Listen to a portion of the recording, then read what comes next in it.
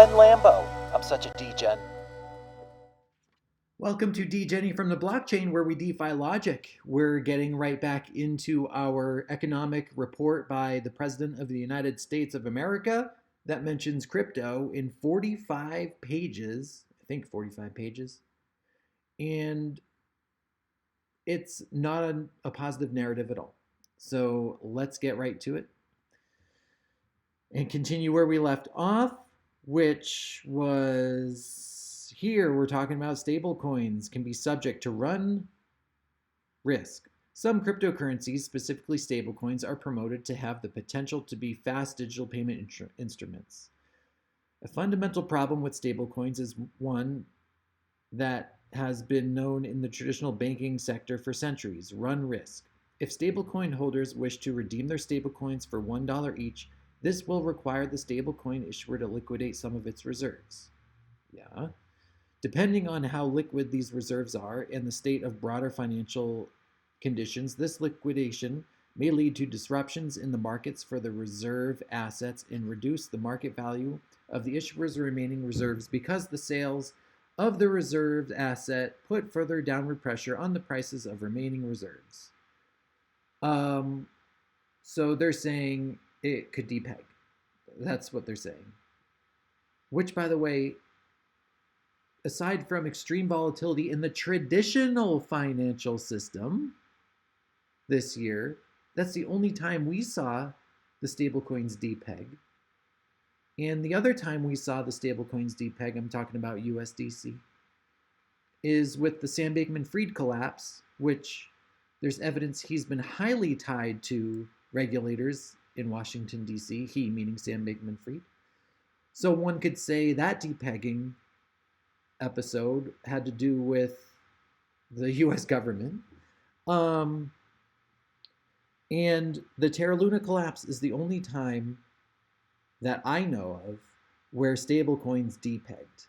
And that specifically was just UST, the stablecoin for the Terra ecosystem. So again, not telling the whole story here, that they haven't even depegged really. And when they do, they repeg, you know? And hey, Lioness, we knew we'd see her, right? And with USDC depegging back in March with the Silicon Valley Bank collapse, or Signature Bank, man, there's so many now, I'm getting them confused. Again, that was not because anything USDC did wrong. They held their money in a FDIC-insured bank, and that bank went down. Where else do you want them to put their money, right? You're screaming for people to understand that your traditional financial banking system is sound, and it's not. If reserves are falling in value at the time holders are seeking redemptions, then the issuer may receive less than $1 for each $1 placed in stablecoins, thereby causing the stablecoin issuer to become insolvent. Oh, man. Yes, which I just laid out, has only happened a few times, and there were big reasons behind it that were not necessarily the problem of the actual stablecoin. In fact, money market funds, which have balance sheet characteristics that a number of stablecoins purport to have, faced runs during the 2008 financial crisis and at the onset of COVID-19 in 2020. Yes. Oh my God. They have repegged. Stablecoins have repegged, and again, major collapses were the purport of these stablecoins going down, or depegging, I should say, for a short time. And a lot of it had to do, all of the depegging of stablecoins had to do with the traditional U.S. banking system and U.S. governments, except for one, the Terra collapse. Deposits in bank accounts, and that's an algorithmic stablecoin, which was, you know what, very risky, of course. And, people in UST, including myself, I didn't lose nearly as much as what other people lost. But those people, we knew the risk, and it was a great technology at the time. Like there's going to be ups and downs when brand new technology comes and things that are revolutionizing the world come around. There's going to be some ups and downs. Unfortunately, Terra and UST was one of those um, projects that had to go down. But you can't take two steps before you take one. And I think that algorithmic stablecoin showed that, with more development within that idea of an algorithmic stablecoin and more practice and more kind of testing and a more widely adopted and more maybe conservative tool, like unlike the 20% you get in Anchor Protocol, they could work. They just have to develop. And again, the United States, you could be at the forefront of that, but you don't want to be. Deposits in bank accounts can be used to make payments, and banks aim to maintain parity between deposits and dollars. That is, $1 deposited in a bank account can be withdrawn for $1 at a later point in time, which is what USDC had with the summer reserves they had in Silicon Valley Bank. I want to say it was again. If they're supposed to hold their assets in a bank to back their stablecoin dollar, I mean, that should be a safe place to put it, right? But because of fractionalized banking, it's not. It's not. Can't believe that banks are not even allowed to hold any. Is that right? Is it that right now? Put your comment below if this is correct, that banks are not even required to hold any of their reserves or assets in their bank or stable in a liquid account. They can just lend everything out. Tell me if I'm wrong or right in the comments. One important distinction between stablecoins and bank deposits is that in the United States, bank deposits are subject to a comprehensive set of regulatory and supervisory requirements. In contrast, stablecoins are not subject to requirements designed to maintain this exchange rate. Right. Is subject to a comprehensive set of regulatory. Yeah, well, you're right. There is no regulatory. That's what we're asking for is regulation, at least in the stable. We're not looking for governments to come in and regulate entire crypto space. Maybe some regulation in some of the sectors of crypto is fine, and at least maybe some clarity in terms of what people can and cannot do in the United States with crypto. Because, you're the lawmakers, right? But you can't just leave us all in the dark and then come after us for doing stuff when you don't tell us what we can and cannot do.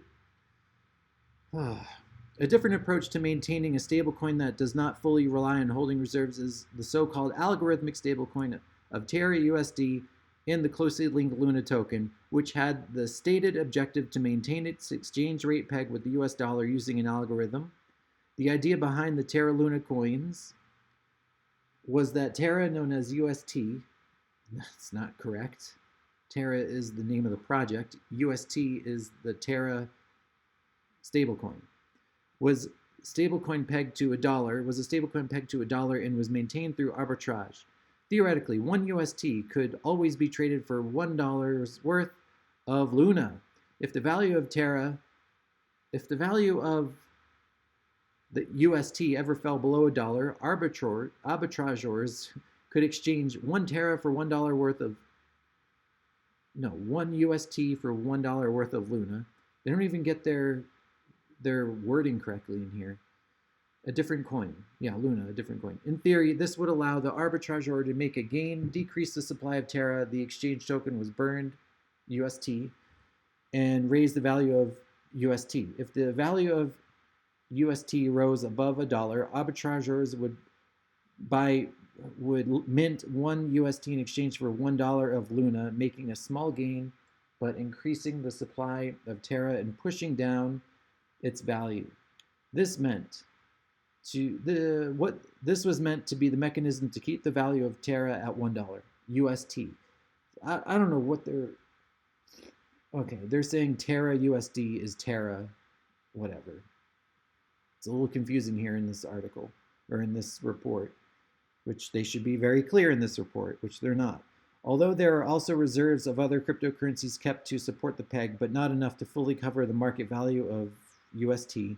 At one point, UST was the world's fourth largest stablecoin, in part due to the fact that people were willing to deposit UST on Anchor, a smart contract lending protocol, which promised investors an annual interest rate of 19.5% on their investments. Eventually, a run occurred as a few major withdrawals in May 2022 knocked UST off its $1 peg, leading to a stampede out of UST and to Luna, depressing Luna's value and ultimately causing the total crash of the two cryptos. I don't disagree with that. You're laying out this, you're laying out this, so you know what's interesting? You're laying out the scenario about the algorithmic stablecoin, but you're not telling us about DAI. You're not telling us about, Tether hasn't even been mentioned in this entire report so far, and USDC just a couple times. So they're just telling you the story of this to make you scared. But we know that UST was an experiment, and Anchor Protocol and the Luna coin was all an experiment to see, if we could actually not have reserves in crypto, which would have been even more revolutionary than crypto is right now. And it didn't work. And that's okay. It's ultimately on the people who are putting money in these projects that are responsible, right? And it's super risky, super risky. So none of this is financial advice, of course. But this is one time a stablecoin went down, and one time a project went down because of clear overreaching with what they were trying to do. But there's no denying that the technology and the idea of an algorithmic stablecoin is revolutionary. Revolutionary. You could support that. Instead, they're fudding it and bashing it. Although, rightfully so, Terra Luna was not going to work in the long run because of the holes that were in the algorithmic stablecoin, structure. So anyway, but nobody's come out with one since then except Cardano and Jed, and that one is algorithmic too. But this is what I mean. You have to take that first step of having an algorithmic stablecoin before you can have a second algorithmic stablecoin that's more refined. Because Jed is backed by two different tokens. I guess it's ADA and Shen. Is that what it is? And the reserves are like 4 to 8 times more than what the market cap value is of Jed. That's what I believe. Oh my gosh, lioness leaves so much hair. My computer's covered. And it's all over my face. Okay. So yeah, like they're telling the story of Terra Luna, but not the story of Jed. And, that it's taking the idea of an algorithmic stablecoin and trying to make it more secure. We're trying to be innovative here in the crypto space. Another key risk of stablecoins for U.S. retail users is that redemption may be secondary concern for liquidity on crypto asset trading platforms. As noted in the Financial Stability Oversight Council Digital Asset Financial Stability's Risk and Regulation Report, my God, U.S. retail customers cannot directly redeem the two largest stablecoins, Tether and USD Coin, for dollars. Why not? Stablecoin holders that lack redemption rights may be unable to find willing counterparties to exit their stablecoin positions. Oh yeah, that's right. That's right. AKA some of the banks in the United States are anti-crypto, probably getting the memo from you and saying don't accept anybody trying to cash out in Tether or USD Coin with your bank. You could just say yes and be like, this is an amazing technology, and upgrade the financial system.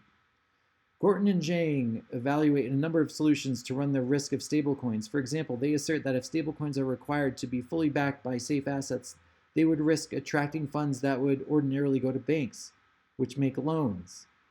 Oh, please. So are they saying here that if money or what's backing stablecoins is going into crypto, that it's not going to be, the banks are not going to be able to have that money to lend out to people because it's going to be in crypto. What are they saying here? They would risk attracting funds that would ordinarily go to banks. Yeah, they're saying people would put those funds in stable coins in the crypto market. So banks can't do what they do. Come on, man. Now you're crying about it? This would have the potential to hurt credit availability for individuals and firms. Well, maybe that's a good thing. Maybe that's a good thing. Maybe we should not go off of a debt first, system in the United States. In subsequent research, Gorton and Zhang argue that stablecoins could challenge the government's monetary authority to have an exclusive monopoly on currency issuance and disrupt financial stability. Well, that seems like a fear-based line right there. What would be so bad about challenging the government's monetary authority? What would be so bad about that? Maybe it's time. Maybe it is time. Remember, they're talking about what's backing stablecoins. Yet they took the dollar off of the gold standard, what, in the 1970s or something like that? 50 years ago? I mean, what is that saying? You can just print cash in the United States. That's not backed by anything. It's backed by plugging in a printer. So maybe it's backed by electricity. Honestly, it's ridiculous. They're trying to make President Biden here, or whoever is writing this up for his office, are saying in this section that stablecoins are not backed properly, or there's a bunch of issues with backing stablecoins. You know what? At least they're trying to be backed by something. At least they're trying to be backed by an algorithm. At least they're trying to be backed by hard assets. The US dollar is backed by nothing. Absolutely nothing. You won't hear that in here. See that in here, though. So the government's wanted to have an exclusive monopoly. I mean, one could argue that's never good. On currency issuance, especially, and disrupt financial stability. What's stable about the financial system right now? Stablecoins currently have a few major impediments against becoming fast payment instruments. For one, stablecoins are too risky to satisfy this present need. Additionally, as discussed below, general concerns about consumer and investor protections in the crypto asset space also apply to stablecoins. Hey, nobody's asking for that protection that you give the stock market or whatever. Just, hey, look at First Republic Bank stock. Look at any stock that's crashed. You can't guarantee anything even in the stock market. Nevertheless, there is continuing experimentation in using distributed ledger technology for digital payment systems. While crypto assets are currently not payment or settlement technologies for the rest of the financial system, it is still possible that in the future their underlying DLT could be adapted into a payment or a settlement system for the broader financial system. Okay, so they're saying, having said all that, it's possible, in the tiny, tiny chance in the future, way in the future, that this could be a good thing. Gosh, you have to drag them through all this to finally get them to say, hey, it might help the broader financial system. All right, crypto assets can be harmful to consumers and investors. For consumers and investors to use crypto assets to access financial services, the crypto asset industry must have sound consumer, investor, and market protections. However, many participants in the crypto asset industry are not acting in compliance with existing laws and regulations. Right? I've said it. Hundreds of other crypto people have said it. Many influencers have said it. That it's the bad actors within centralized entities within crypto that have made bad things happen for people who put their money on their platforms. If you buy your crypto and you put it in your wallet and you take it off the centralized exchange, you're fine. You are safe. Here they're trying to say it's unsafe because some people in the industry are bad actors in a centralized sense. Yeah, so let's go decentralized.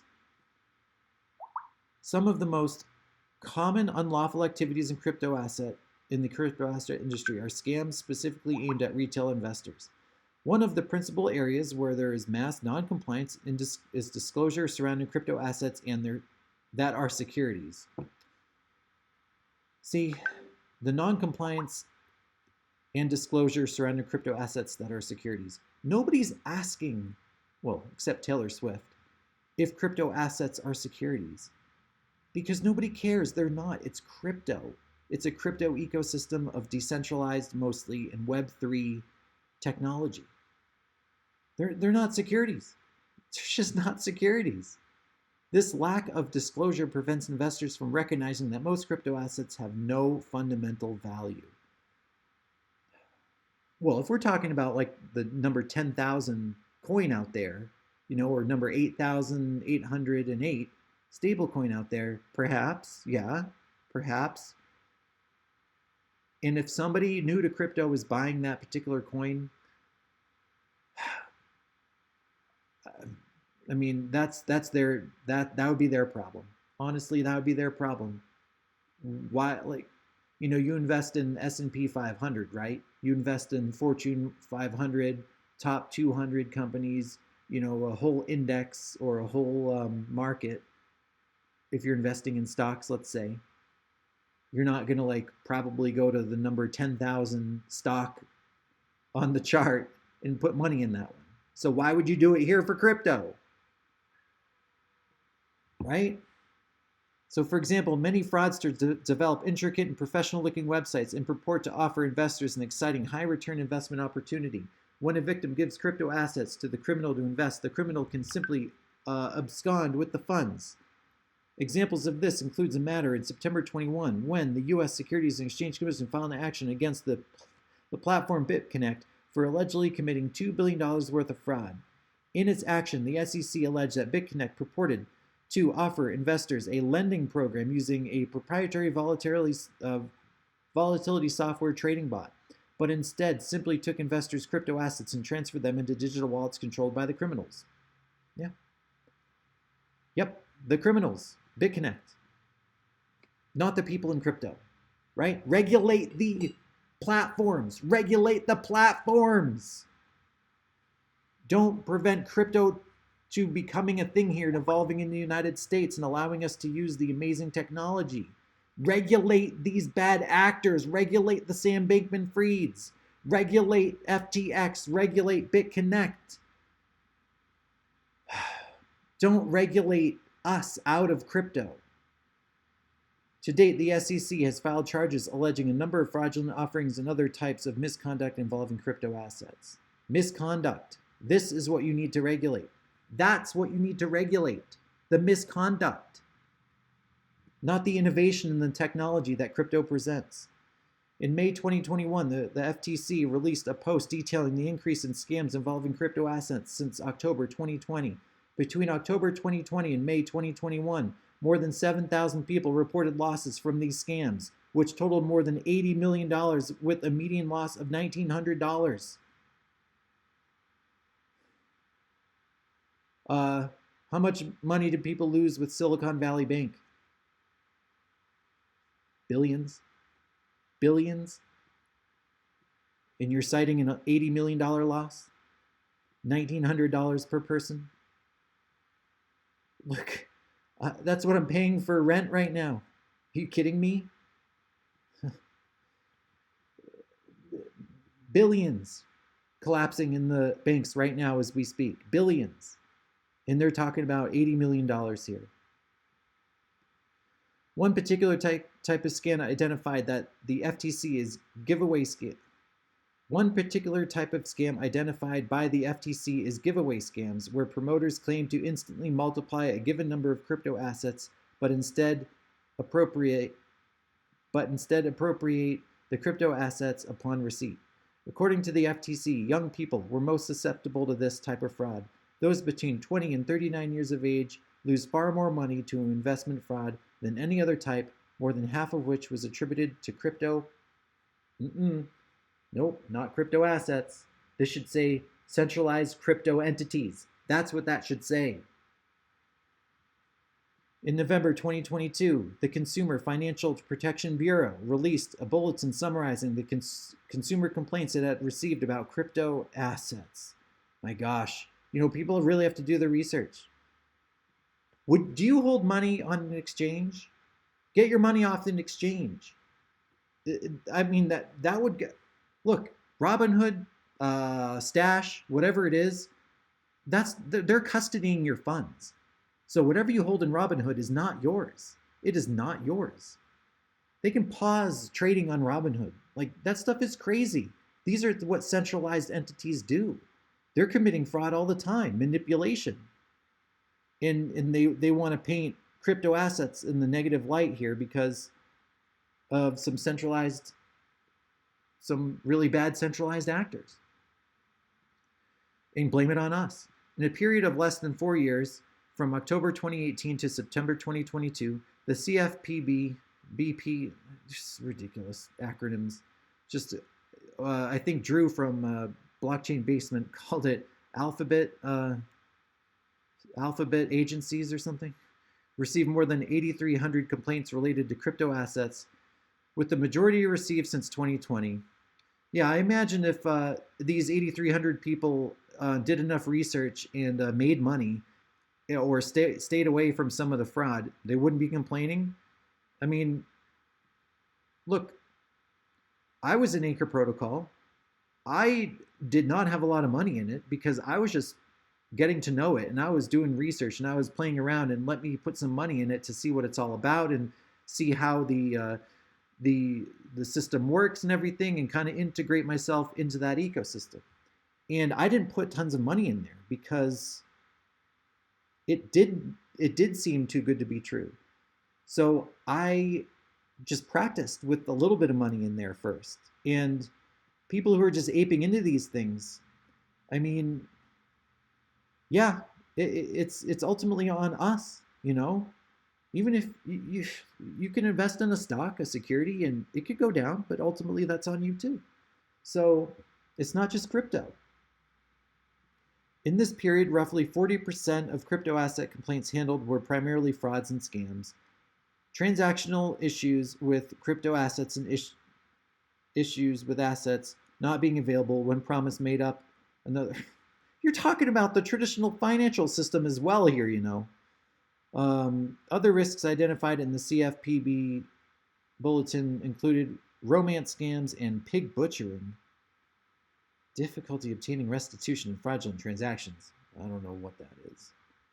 Furthermore, there can be conflicts of interest at crypto asset platforms. Yeah, you think? FTX? For example, some crypto asset platforms combine exchange, brokerage, market making, and clearing agency functions. FTX was doing a lot of other things behind the scenes, right? This vertical integration of products and services has long been prohibited in traditional markets and leads to risks to customers. For instance, a platform that combines exchange and market-making functions would have an incentive to trade ahead of its own customers and would have less incentive to seek out best executions for its customers. Well, I have an idea. Regulate that. That's one thing you can regulate. Make sure that centralized exchanges who, like, take Coinbase, for example, don't do that. There's no framework there. Not that you need framework for that, because it's completely a scam and a fraud, financial fraud for sure, but there's no investigating on that or anything, There's no framework that would let you know that's even happening. Like, correct me if I'm wrong in the comments below, but couldn't that happen in traditional platforms too? Couldn't some Robinhood trader know that they're about to list a stock, an ICO or IPO or something? I don't know how it works, honestly. Maybe I should stay away from that, but I don't know if on regular trading platforms with stocks, if they're adding and taking off assets as well, or if they're just connected to NASDAQ or something. I don't know. Or connected to like the actual exchange, and they're just like a facilitator of that, with just make it easier to connect people's banks to their platform. I don't know. Maybe I'm wrong. Maybe that's something that I have to look into. But here we go with FTX, one of the largest crypto asset platforms until 2022, reportedly transferred billions of dollars in customer accounts to its affiliated trading firm Alameda Research. By borrowing against FTT, the native token of FTX, Alameda Research reportedly made risky bets and lost a large fraction of FTX customers' funds. In November 2022, FTX and its affiliates declared bankruptcy, and the price of FTT posted massive losses. At this time, it is unclear whether FTX customers and creditors will get their funds back. Correct. No dispute there. But again, US government officials, if there were regulations in place for centralized crypto entities, this probably would not have happened. Not to mention, again, it's been reported that Sam Bankman-Fried has been connected in one way or another to many, many politicians. So how in the world, including meetings with Gary Gensler, so how in the world could this fraud of massive proportions happen right under your nose? Wow. Amazing. How are we doing on time? Ooh, 30 minutes. I think we should wrap this one up. It's getting juicy. It's getting real juicy here. Well, we'll continue with the series of reading President Biden's economic report that came out back in March 2023 and see what they continue to say about crypto. They're telling a lot of, the ups and downs of crypto for sure, but they're not saying anything that can also be related to the traditional financial system and what they're doing with the US dollar. None of that's in here, but or at least none of that is in the crypto part of this document. But what they're saying in this 500-page document within crypto, within the 45 pages of crypto, they're just painting it in a bad light. And we agree that there's bad centralized entities within crypto. There's no doubt about that. And that there's a high risk in this. There's no doubt about that. Some of us love the volatility. Because, if you do enough studying, you can kind of see trends in this market. And what the US government officials need to do is regulate the bad actors in the centralized space, in the centralized crypto space. That's simply it. There's nothing wrong with trying to innovate technology in the United States, try to improve upon things that already exist, like the financial system, inclusion, all that type of stuff, technology, like I mentioned, efficiency, security, all of that exists in crypto. Why would you want to not implement that within your own system for the people? Because as Crypto NDO likes to say, those are public servants in offices in Washington, D.C. They need to be looking out for the citizens' best interest. Are they? Let me know below. Do your own research. This is not financial advice. It's just my blockchain reaction. Thank you for watching. Hey, thank you for watching to the very end. And before you go, please subscribe to the channel, crank up that like button, drop a comment and share the video. If you want to join me on the VEUIT platform, the Web3 streaming platform, I'm going to migrate all my content over there and create new content on the blockchain. My referral link is in the description below.